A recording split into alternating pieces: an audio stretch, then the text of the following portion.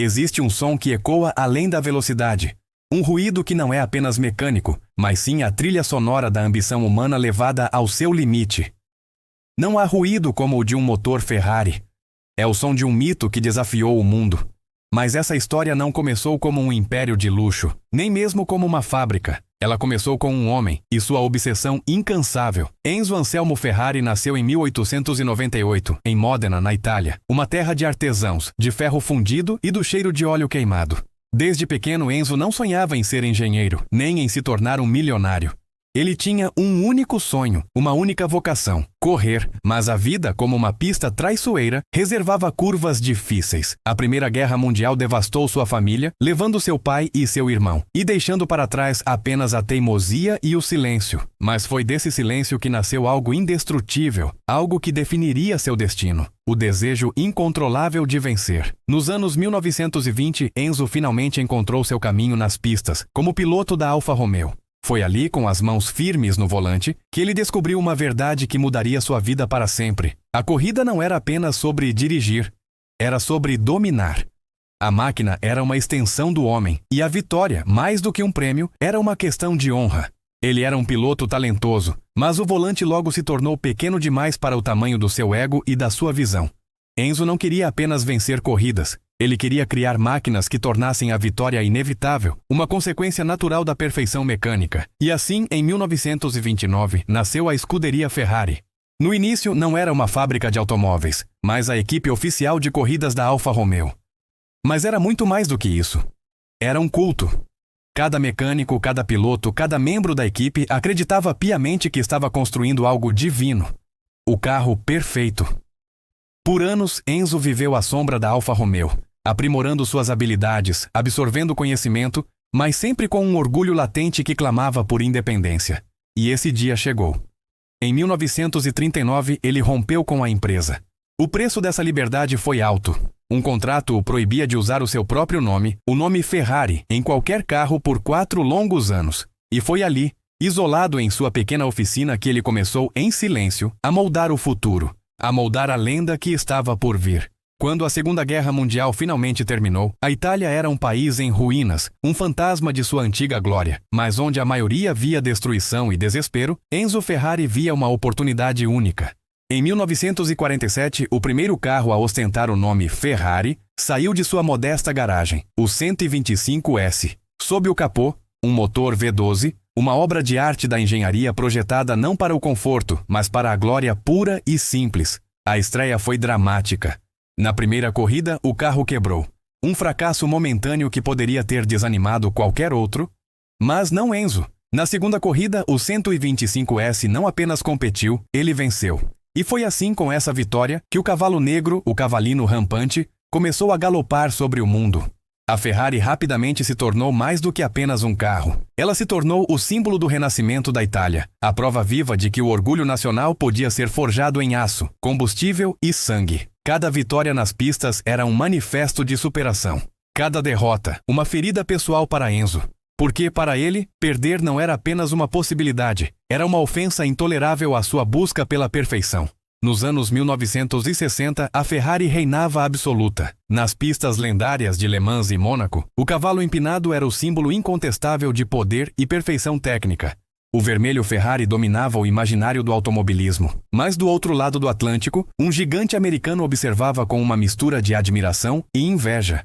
A Ford Motor Company, acostumada a fabricar carros para as massas em linhas de produção gigantescas, desejava desesperadamente o que aquele velho italiano teimoso tinha conquistado: prestígio. Em 1963, Henry Ford II, neto do fundador, enviou seus executivos à Itália com uma proposta que parecia irrecusável: comprar a Ferrari. A oferta era monumental, uma fortuna que mudaria a vida de qualquer um.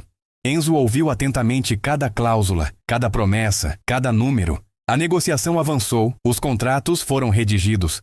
Mas quando ele percebeu que perderia o controle total sobre o departamento de corridas, o coração de sua empresa, a sua alma, ele se levantou da mesa. Com a dignidade que o caracterizava, ele disse apenas: "Vocês podem ter o dinheiro, mas nunca terão minha alma." A recusa não foi apenas uma decisão de negócios. Foi um tapa no rosto do Império Americano. Humilhado e furioso, Henry Ford II respondeu com uma frase que ecoaria pela história do automobilismo: Vamos vencer Enzo Ferrari na pista. O que começou como uma negociação fracassada se transformou em uma guerra aberta pela supremacia. A Ford, com seus recursos quase ilimitados, iniciou o projeto GT40, uma máquina de guerra projetada com um único propósito: destruir o domínio da Ferrari em Le Mans, a corrida de resistência mais importante e prestigiada do mundo. Por anos, os italianos dominaram sem piedade, rindo da arrogância americana. Mas em 1966, o destino, impulsionado por um orçamento colossal e uma determinação feroz, mudou de lado. O Ford GT40 não apenas venceu, ele humilhou. Os carros americanos cruzaram a linha de chegada, ocupando os 3 primeiros lugares. Foi um massacre técnico, uma demonstração avassaladora de poder industrial. A Ferrari, pela primeira vez em muito tempo, foi brutalmente derrotada pelo poder de produção em massa americano. Mas naquele dia, o mito da Ferrari não morreu. Ele renasceu. Porque a derrota não destruiu o nome Ferrari. Pelo contrário, ela humanizou o mito. E um mito, quando sangra, se torna imortal. Enzo Ferrari nunca esqueceu aquele pódio em Le Mans. Aquela imagem dos 3 GT40 cruzando a linha de chegada ficou gravada em sua mente. Mas enquanto seus rivais celebravam números, vendas e produção em massa, ele cultivava uma filosofia diferente, quase artesanal. Para ele, carros não são produtos, são obras de arte. A Ferrari nunca quis ser comum, nunca quis estar em todas as garagens. Enquanto o mundo industrial buscava eficiência e volume, Enzo buscava emoção pura. Enquanto as fábricas americanas mediam seu sucesso em unidades vendidas, ele media o seu em respeito, em vitórias e na paixão que seus carros despertavam. Cada Ferrari era, e ainda é, feita com alma, produzida em número estritamente limitado. Não para todos, apenas para aqueles que entendiam o que ela realmente significava. A exclusividade da Ferrari não era uma estratégia de marketing, era uma forma de devoção à sua própria criação. Era a garantia de que cada carro que levava seu nome era especial, uma peça de um legado, e não apenas mais um produto numa linha de montagem. Em 1988, aos 90 anos, o velho Enzo Ferrari morreu em sua amada Modena. O mundo automotivo parou. Jornalistas, pilotos, engenheiros e milionários tentaram descrever sua herança, mas nenhuma palavra parecia suficiente para resumir o que a Ferrari realmente representava. Porque Enzo não criou apenas uma marca de carros de luxo. Ele criou um mito moderno, um símbolo de paixão, performance e exclusividade. E como todo bom mito, ele sobreviveu ao seu criador. Após sua morte, a Ferrari continuou vencendo. Nas ruas, tornou-se o símbolo definitivo de poder e status. Nas pistas, manteve a alma italiana viva, continuando a desafiar a lógica, o tempo e novos adversários.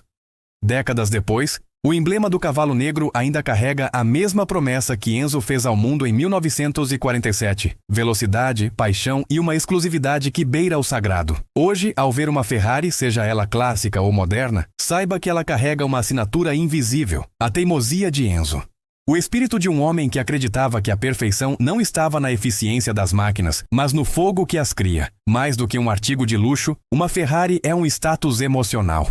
É a lembrança de que a grandeza nunca é construída por consenso, mas imposta pela convicção inabalável de um visionário. A Ferrari não é apenas um carro, é uma ideia nascida da paixão de um homem, alimentada pela rivalidade e sustentada pela imortalidade de um nome. É a prova de que um mito não precisa de uma fábrica para existir, precisa apenas de uma alma.